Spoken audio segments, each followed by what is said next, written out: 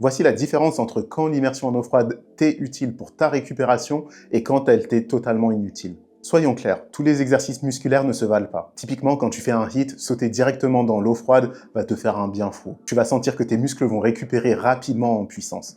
D'ailleurs, de nombreuses études scientifiques montrent que si tu sautes dans un bain froid après des séances très intensives, tu vas participer activement à la récupération de ton muscle, à l'amélioration de sa puissance et de son explosivité.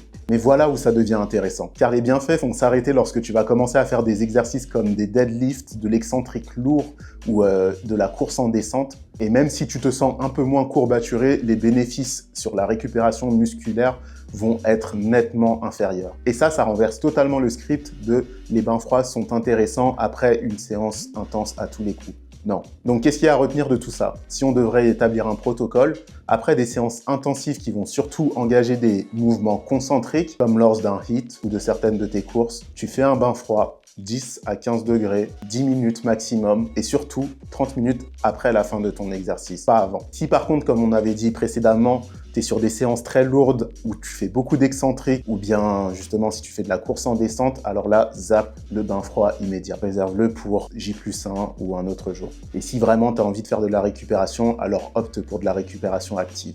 Un travail de mobilité, du cardio léger, tu trouveras facilement des solutions. En effet, les recherches montrent que les bains froids sont un outil qui n'est pas universel.